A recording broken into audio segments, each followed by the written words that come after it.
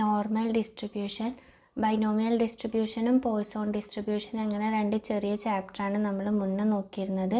അടുത്തൊരു ഡിസ്ട്രിബ്യൂഷനാണ് normal distribution. First നമുക്ക് നോക്കാനുള്ളത് കുറച്ച് തിയറി പാർട്ടാണ്. നോക്കുക.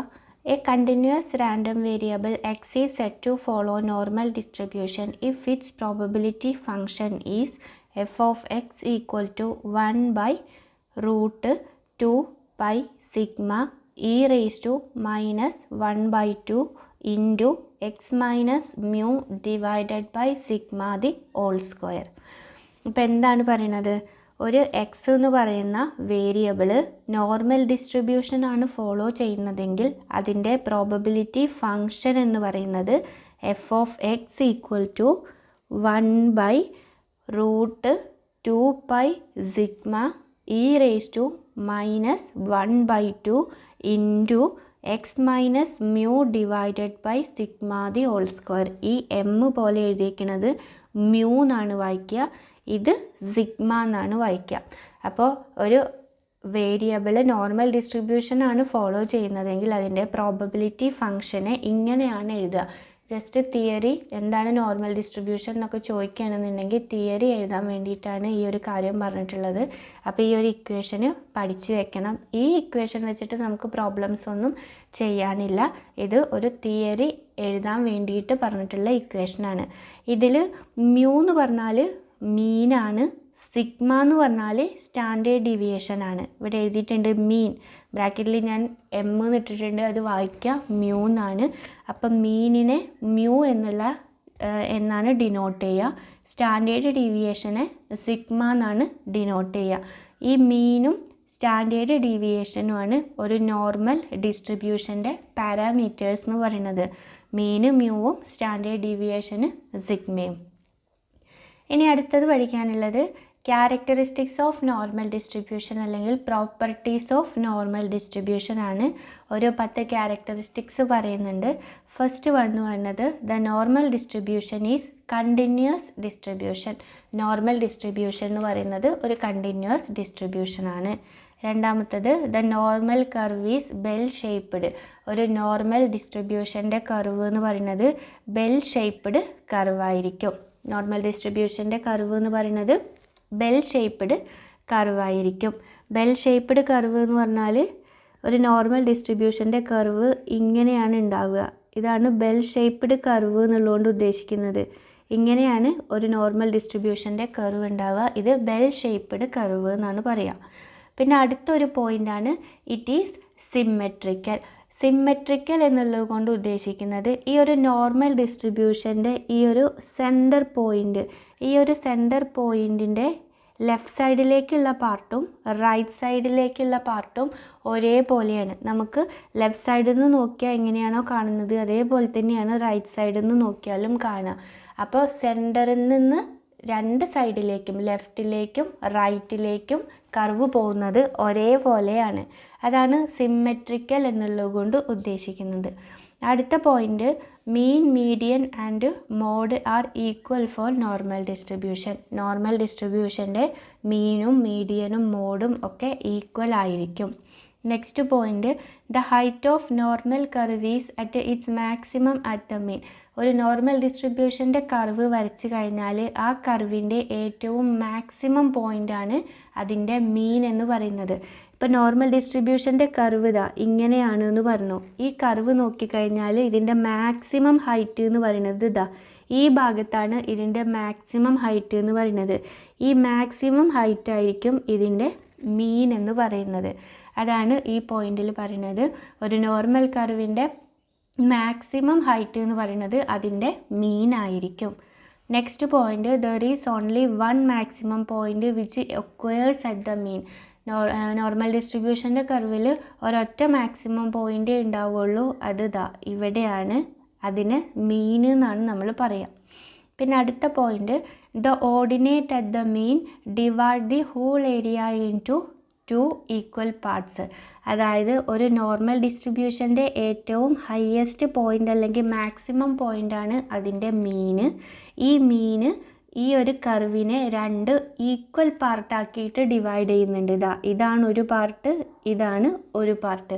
അപ്പം മീന് നോർമൽ ഡിസ്ട്രിബ്യൂഷൻ്റെ കർവിനെ 2 ഈക്വൽ പാർട്ടാക്കി ഡിവൈഡ് ചെയ്യുന്നുണ്ട്. അതിൽ ഓരോ പാർട്ടിൻ്റെയും വാല്യൂ എന്ന് പറയുന്നത് 0.5 ആയിരിക്കും, 0.5 ആയിരിക്കും. അതായത് മീൻ എന്ന് പറയുന്നത് ഈ പോയിൻ്റാണ്. ഇവിടുന്ന് നമ്മൾ ഇങ്ങനെ ഒരു വര വരച്ച് കഴിഞ്ഞാൽ ഇത്രയും ഭാഗം, ഇവിടെ നിന്നുള്ള ഇത്രയും ഭാഗം 0.5 ആണ്. ഇവിടെ നിന്നുള്ള ഇത്രയും ഭാഗവും എങ്ങനെ തന്നെയാണ്, 0.5 ആണ്. അപ്പോൾ അതാണ് പറയുന്നത് മീന് ഒരു നോർമൽ ഡിസ്ട്രിബ്യൂഷൻ്റെ കർവിനെ 2 ഈക്വൽ പാർട്ടാക്കി ഡിവൈഡ് ചെയ്യുന്നുണ്ട്. പിന്നെ അടുത്തൊരു പോയിൻ്റ് എന്ന് പറയുന്നത് the curve is asymptotic to the base on either side, that is the curve approaches nearer and nearer to the base but it never touches. അതായത് ഈ നോർമൽ ഡിസ്ട്രിബ്യൂഷൻ്റെ കർവ് എന്ന് പറയുന്നത് അസിംപോട്ടിക് ആണ്. അസിംപോട്ടിക് എന്നുള്ളത് കൊണ്ട് ഉദ്ദേശിക്കുന്നത് നമ്മളിതാ നോർമൽ ഡിസ്ട്രിബ്യൂഷൻ്റെ കർവിനെ ഇങ്ങനെയായിരുന്നു വരച്ചിരുന്നത്. ഈ ഒരു കർവിൻ്റെ പ്രത്യേകത എന്ന് പറഞ്ഞാൽ ഈ ഏറ്റവും ഹയസ്റ്റ് പോയിൻ്റാണ് എന്ത്, മീന്, മ്യൂ എന്ന് പറയുന്നത് ഏറ്റവും ഹയസ്റ്റ് പോയിൻ്റാണ്. ഇത് ഈ കർവിനെ 2 ഈക്വൽ പാർട്ടാക്കിയിട്ട് ഡിവൈഡ് ചെയ്യുന്നുണ്ട്, ലെഫ്റ്റിലേക്കും റൈറ്റിലേക്കും ഓരോരോ പാർട്ട്. ഈ ലെഫ്റ്റ് സൈഡിലേക്കും റൈറ്റ് സൈഡിലേക്കും നമുക്ക് നോക്കിയാൽ കാണാം ഈ കർവ് ഒരിക്കലും എവിടെ ടച്ച് ചെയ്യുന്നില്ല, എക്സ് ആക്സിസിൽ ടച്ച് ചെയ്യുന്നില്ല. ഏറ്റവും ഹയസ്റ്റ് പോയിന്റിൽ നിന്ന് ഇത് കുറഞ്ഞാണ് വരുന്നത് 2 സൈഡിലേക്കും, പക്ഷെ ഒരിക്കലും ഇത് എക്സ് ആക്സിസിന്, ഇതാണ് എക്സ് ആക്സിസ്, ഈ എക്സ് ആക്സിസിൽ ഇത് ടച്ച് ചെയ്യില്ല. അതാണ് ഒരു പോയിൻ്റായിട്ട് പറയുന്നത്. കർവ് താഴേക്ക് അല്ലെങ്കിൽ ബേസിലേക്ക് എക്സ് ആക്സിസിലേക്ക് കുറഞ്ഞു വരുന്നുണ്ട്, പക്ഷെ ഒരിക്കലും അത് എക്സ് ആക്സിസിനെ അല്ലെങ്കിൽ ബേസിനെ ടച്ച് ചെയ്യില്ല. പിന്നെ അടുത്തൊരു പോയിൻ്റ് എന്ന് പറയുന്നത് the normal curve is unimodal, that is it has only 1 mode. ഒരു നോർമൽ ഡിസ്ട്രിബ്യൂഷന് ഒരൊറ്റ മോഡ് മാത്രമേ ഉണ്ടാവുകയുള്ളൂ. പിന്നെ ലാസ്റ്റ് പോയിൻ്റ് എന്ന് പറയുന്നത് no portion of curve lies below x axis. ഈ നോർമൽ ഡിസ്ട്രിബ്യൂഷൻ്റെ കർവിൽ ഒരു പോർഷനും എക്സ് ആക്സിസിൽ താഴെ വരില്ല. നമ്മൾ പറഞ്ഞു എന്താണ്, ഇത് ബേസിലേക്ക് ടച്ച് ചെയ്യാതെ ഇങ്ങനെ പോവുകയാണ് ചെയ്യുക. ഒരിക്കലും ഇത് ബേസിൽ ടച്ച് ചെയ്യുകയോ ഈ എക്സ് ആക്സിസിന് താഴോട്ട് വരികയോ ചെയ്യില്ല. അപ്പോൾ അതാണ് പറയുന്നത് നോർമൽ കർവ് എന്ന് പറഞ്ഞാൽ അത് ഒരിക്കലും എക്സ് ആക്സിസിൻ്റെ താഴോട്ട് വരില്ല. അപ്പോൾ ഇത്രയാണ് ഇതിൻ്റെ പ്രോപ്പർട്ടീസ് എന്ന് പറയുന്നത്. ഇനി നെക്സ്റ്റ് നോക്കാനുള്ളത് importance or uses of normal distribution. എന്തൊക്കെയാണ് ഒരു നോർമൽ ഡിസ്ട്രിബ്യൂഷൻ്റെ ഇമ്പോർട്ടൻസ് അല്ലെങ്കിൽ uses? The study of normal distribution is of central importance in statistical analysis because of the following reasons. Normal ഡിസ്ട്രിബ്യൂഷനെ കുറിച്ചിട്ടുള്ള സ്റ്റഡി എന്ന് പറയുന്നത് സ്റ്റാറ്റിസ്റ്റിക്കൽ അനാലിസിസിലെ ഇമ്പോർട്ടൻ്റ് ആയിട്ടുള്ള ഒന്നാണ്. അത് അത്രയും ഇമ്പോർട്ടൻ്റ് ആണെന്ന് പറയാൻ കുറച്ച് കാരണങ്ങളുണ്ട്.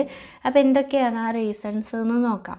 ഫസ്റ്റ് വൺ എന്ന് പറഞ്ഞത് most of the discrete probability distribution tend to normal distribution as n become large.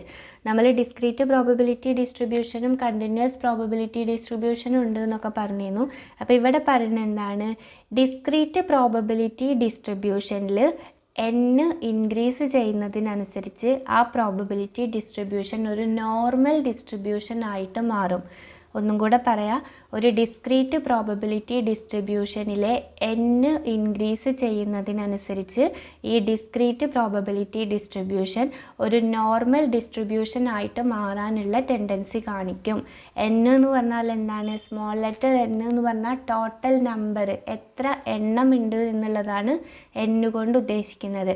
അപ്പോൾ ടോട്ടൽ നമ്പർ n ഇൻക്രീസ് ചെയ്യുമ്പോൾ discrete probability distribution normal distribution ആയി മാറാനുള്ള ടെൻഡൻസി കാണിക്കും. അതാണ് ഫസ്റ്റ് പോയിൻ്റ് ആയിട്ട് പറയുന്നത്. രണ്ടാമത്തെ പോയിൻ്റ് എന്ന് പറയുന്നത് almost all sampling distribution confirm to normal distribution for large values of n.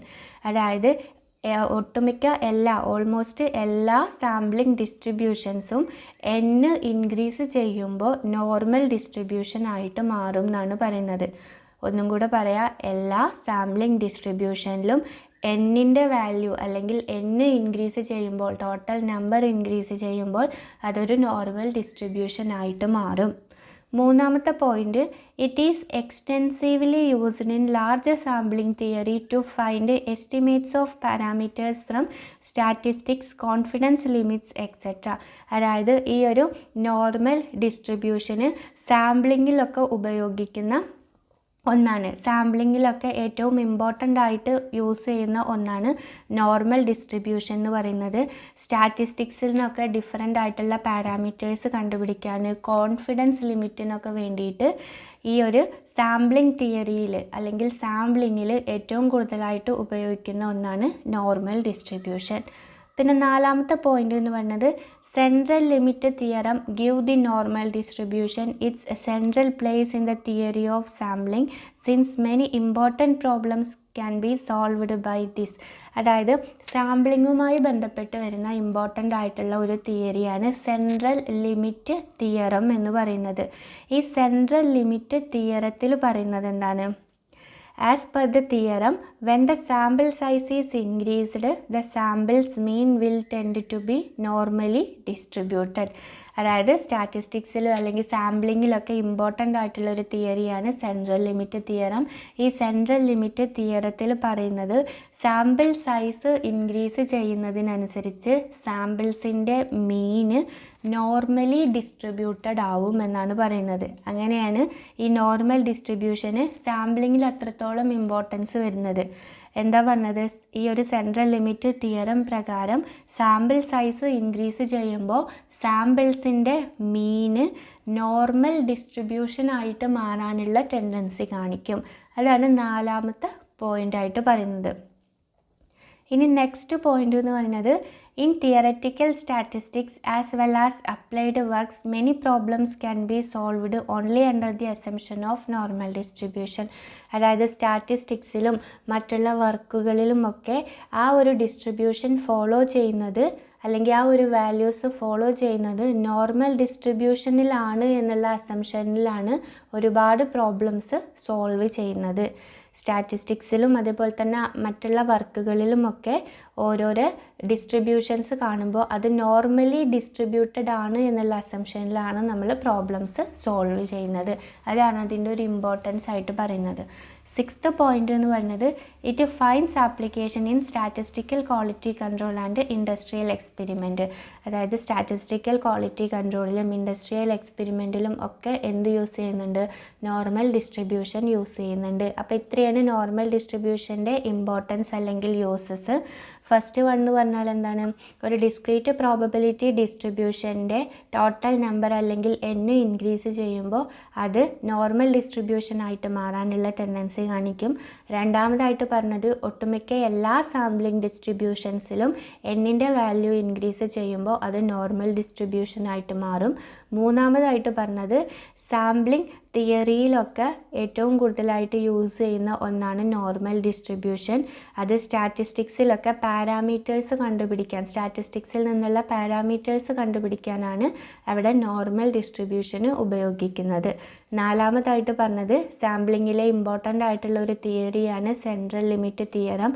ഈ സെൻട്രൽ ലിമിറ്റ് തിയറത്തിൽ പറയുന്നത് സാമ്പിൾസിൻ്റെ സൈസ് വർദ്ധിക്കുന്നതിനനുസരിച്ച് സാമ്പിൾസിൻ്റെ മീന് നോർമലി ഡിസ്ട്രിബ്യൂട്ടഡ് ആവാനുള്ള ടെൻഡൻസി കാണിക്കുന്നു. അഞ്ചാമത്തെ പോയിന്റ് എന്ന് പറഞ്ഞാൽ, തിയററ്റിക്കൽ സ്റ്റാറ്റിസ്റ്റിക്സിലും അതേപോലെ തന്നെ മറ്റുള്ള വർക്കുകളിലും ഒക്കെ പ്രോബ്ലംസ് സോൾവ് ചെയ്യുന്നത് അവിടെ നമുക്ക് തന്നിട്ടുള്ള വാല്യൂസ് നോർമലി ഡിസ്ട്രിബ്യൂട്ടഡ് ആണ് എന്നുള്ള അസംഷനിലാണ്. സിക്സ്ത് പോയിൻ്റായിട്ട് പറഞ്ഞിട്ടുള്ളത് എന്താണ്? സ്റ്റാറ്റിസ്റ്റിക്കൽ ക്വാളിറ്റി കൺട്രോളിലും ഇൻഡസ്ട്രിയൽ എക്സ്പെരിമെൻറ്റിലും ഒക്കെ ഈ ഒരു നോർമൽ ഡിസ്ട്രിബ്യൂഷൻ ഉപയോഗിക്കുന്നുണ്ട്. അടുത്തത് നോക്കാനുള്ളത് merits and demerits of normal distribution ആണ്. ആദ്യം നോർമൽ ഡിസ്ട്രിബ്യൂഷൻ്റെ മെറിറ്റ്സ് എന്തൊക്കെയാണെന്ന് നോക്കാം. ഫസ്റ്റ് വൺ എന്ന് പറയുന്നത്, normal distribution is the mostly used distribution in inferential statistics. സ്റ്റാറ്റിസ്റ്റിക്സിൽ ഏറ്റവും കൂടുതലായിട്ട് ഉപയോഗിക്കുന്ന ഒരു ഡിസ്ട്രിബ്യൂഷനാണ് നോർമൽ ഡിസ്ട്രിബ്യൂഷൻ.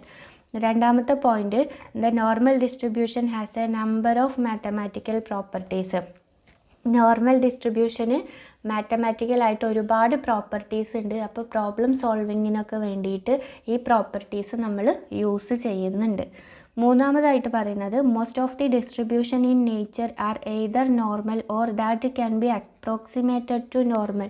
അതായത് ഓൾമോസ്റ്റ് അല്ലെങ്കിൽ ഒട്ടുമിക്ക എല്ലാ ഡിസ്ട്രിബ്യൂഷനുകളും ഒന്നുകിൽ നോർമൽ ഡിസ്ട്രിബ്യൂഷൻ ആയിരിക്കും, അതല്ലെങ്കിൽ ആ ഡിസ്ട്രിബ്യൂഷനെ നമുക്ക് നോർമൽ ഡിസ്ട്രിബ്യൂഷൻ ആയിട്ട് കണക്കാക്കാൻ പറ്റുന്നതായിരിക്കും. അതാണ് 3 മെറിറ്റ്സ് ആയിട്ട് പറയുന്നത്. ഇനി ഡിമെറിറ്റ് എന്ന് പറയുന്നത് the variable which are not continuous cannot be normally distributed. അതായത് കണ്ടിന്യൂസ് അല്ലാത്ത ഒരു വേരിയബിളും നമുക്ക് നോർമലി ഡിസ്ട്രിബ്യൂട്ടഡ് ആയിട്ട് കണക്കാക്കാൻ പറ്റില്ല. അതാണ് ഫസ്റ്റ് ഡിമെറിറ്റ്. കണ്ടിന്യൂസ് വേരിയബിൾസ് മാത്രമേ നോർമലി ഡിസ്ട്രിബ്യൂട്ടഡ് ആവുള്ളൂ. രണ്ടാമത്തെ ഡിമെറിറ്റ് എന്ന് പറയുന്നത് the normal distribution cannot be applied to situation where the distribution is highly skewed. അതായത് ഒരുപാട് ചേഞ്ചസ് വരുന്ന ഡിസ്ട്രിബ്യൂഷൻ ആണെന്നുണ്ടെങ്കിൽ, അതായത് ഹൈലി സ്ക്യൂഡ് ആയിട്ടുള്ള ഡിസ്ട്രിബ്യൂഷൻ ആണെന്നുണ്ടെങ്കിൽ അവിടെ നമുക്ക് നോർമൽ ഡിസ്ട്രിബ്യൂഷന് അപ്ലൈ ചെയ്യാൻ പറ്റില്ല. അതാണ് അതിൻ്റെ ഡിമെറിറ്റ് ആയിട്ട് പറയുന്നത്. ഇനി നെക്സ്റ്റ് നോക്കാനുള്ളത് സ്റ്റാൻഡേർഡ് നോർമൽ വേരിയേറ്റ്. ഇതിൽ ഈ ഒരു ചാപ്റ്ററിൽ ഏറ്റവും ഇമ്പോർട്ടൻ്റ് ആയിട്ടുള്ളൊരു പാർട്ടാണിത്, സ്റ്റാൻഡേർഡ് നോർമൽ വേരിയേറ്റ്. ഇത് വെച്ചിട്ട് നമുക്ക് പ്രോബ്ലംസ് ഒക്കെ ചെയ്യാനുണ്ടാവും. അപ്പോൾ എന്താണ് സ്റ്റാൻഡേർഡ് നോർമൽ വേരിയേറ്റ് അല്ലെങ്കിൽ യൂണിറ്റ് നോർമൽ വേരിയേറ്റ് എന്നാണ് പറയാൻ പോകുന്നത്. A normal distribution with a mean equals to 0 and standard deviation is equal to 1 is called standard normal variate. അതായത് ഒരു നോർമൽ ഡിസ്ട്രിബ്യൂഷൻ്റെ മീന് 0യും സ്റ്റാൻഡേർഡ് ഡീവിയേഷൻ 1ഉം ആണെന്നുണ്ടെങ്കിൽ അതിനെയാണ് നമ്മൾ സ്റ്റാൻഡേർഡ് നോർമൽ വേരിയേറ്റ് എന്ന് പറയുന്നത്. മീനിനെ നമ്മൾ എങ്ങനെയാണ് എഴുതുക? മ്യൂ എന്നാണ് മീനിനെ എഴുതുക. സ്റ്റാൻഡേർഡ് ഡീവിയേഷന് നമ്മൾ സിഗ്മ എന്നാണ് എഴുതുക.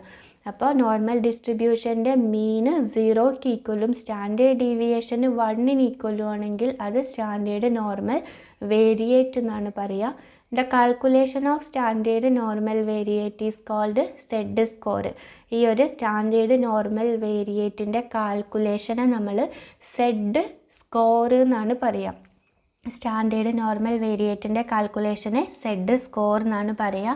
ഇതിന് ഒരു ഇക്വേഷൻ ഉണ്ട്. സെഡ് സ്കോർ കണ്ടുപിടിക്കാനുള്ള ഇക്വേഷൻ അല്ലെങ്കിൽ സ്റ്റാൻഡേർഡ് നോർമൽ വേരിയേറ്റ് കണ്ടുപിടിക്കാനുള്ള ഇക്വേഷനാണ് zed equal to x minus mu divided by sigma. Zed equal to x minus mu divided by sigma. ഇതിൽ എക്സിൻ്റെ വാല്യൂ എന്ന് പറയുന്നത് എന്താണ്? ക്വസ്റ്റ്യൻ അനുസരിച്ച് മാറി വരും. മ്യൂ എന്ന് പറഞ്ഞാൽ എന്താണ്? മ്യൂ എന്ന് പറഞ്ഞാൽ മീനാണ്. മീനിനെയാണ് നമ്മൾ മ്യൂ എന്ന് പറയുന്നത്. സിഗ്മ എന്ന് പറഞ്ഞാൽ സ്റ്റാൻഡേർഡ് ഡീവിയേഷനാണ്. അപ്പോൾ പോപ്പുലേഷൻ മീൻ ആണ് എന്ത്? മ്യൂ എന്ന് പറയുന്നത്. പോപ്പുലേഷൻ സ്റ്റാൻഡേർഡ് ഡീവിയേഷൻ ആണ് സിഗ്മ എന്ന് പറയുന്നത്. അപ്പോൾ സെഡ് സ്കോർ കണ്ടുപിടിക്കാൻ, സ്റ്റാൻഡേർഡ് നോർമൽ വേരിയേറ്റ് കണ്ടുപിടിക്കാനുള്ള ഇക്വേഷനാണ് x minus mu divided by sigma. വളരെ ഇമ്പോർട്ടൻ്റ് ആയിട്ടുള്ള ഒരു ഇക്വേഷനാണ്. ഇനി അടുത്ത ക്ലാസ്സിൽ നമ്മൾ ഇതിൻ്റെ പ്രോബ്ലംസ് ആണ് ചെയ്യുക. അപ്പോൾ സ്റ്റാൻഡേർഡ് നോർമൽ വേരിയേറ്റ് എന്താണെന്ന് അപ്പോൾ ഒന്നും കൂടെ എക്സ്പ്ലെയിൻ ചെയ്ത് പറയാം. അപ്പോൾ ഇത്രയും കാര്യങ്ങളൊന്ന് നോക്കുക കേട്ടോ. അപ്പോൾ ഫസ്റ്റ് നമ്മൾ നോക്കിയത് എന്തായിരുന്നു?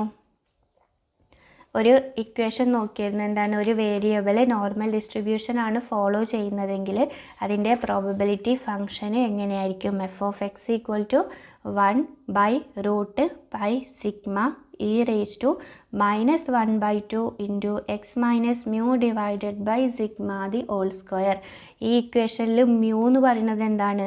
മീനാണ്. സിഗ്മ എന്ന് പറഞ്ഞിട്ടുണ്ടെങ്കിൽ അതെന്താണ്? സ്റ്റാൻഡേർഡ് ഡീവിയേഷൻ ആണ് സിഗ്മ എന്നുള്ളത് കൊണ്ട് ഉദ്ദേശിക്കുന്നത്.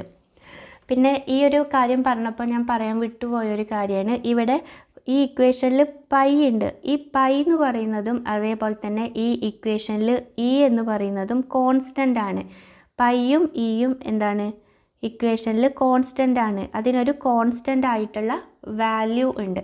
പൈൻ്റെ വാല്യൂ എന്ന് പറയുന്നത് 22/7 ഈക്വൽ ടു 3.14 ആണ്. എന്ത്? പൈൻ്റെ വാല്യൂ എന്ന് പറയുന്നത്. ഈ വാല്യൂ കോൺസ്റ്റൻ്റ് ആണ്. ഈ വാല്യൂവിൽ മാറ്റമൊന്നും ഉണ്ടാവില്ല. പിന്നെ അതേപോലെ തന്നെ ഇയും കോൺസ്റ്റൻ്റ് ആണ്. ഇ എന്ന് പറയുന്നത് 2.71828. ഇതാണ് ഇൻ്റെ വാല്യൂ എന്ന് പറയുന്നത്. കോൺസ്റ്റൻ്റ് ആണെന്നുള്ളതുകൊണ്ട് ഉദ്ദേശിക്കുന്നത് ഇതിന് എപ്പോഴും ഈ ഒരു വാല്യൂ മാത്രമേ വരുള്ളൂ, അതിൽ മാറ്റമൊന്നുമില്ല. അപ്പോൾ പൈയും ഇയും കോൺസ്റ്റൻ്റ് ആണ്. പൈൻ്റെ വാല്യൂ 22/7 ഈക്വൽ ടു 3.14. ഈ 22 എങ്ങനെയാണ്, 7 എങ്ങനെയാണ്, 3.14 എങ്ങനെയാണെന്നൊന്നും ഡൗട്ട് അടിക്കേണ്ട കാര്യമില്ല. അതെന്താണ്, കോൺസ്റ്റൻ്റ് ആണ്. തിയറി ചോദിക്കുമ്പോൾ എഴുതാൻ വേണ്ടിയിട്ടാണ് ഇത് പറയുന്നത്.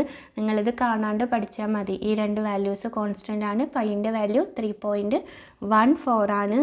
ഇൻ്റെ വാല്യൂ എന്ന് പറയുന്നത് 2.71828 ആണ്. അപ്പോൾ ഇത്രയും കാര്യങ്ങളൊന്ന് നോക്കുക കേട്ടോ.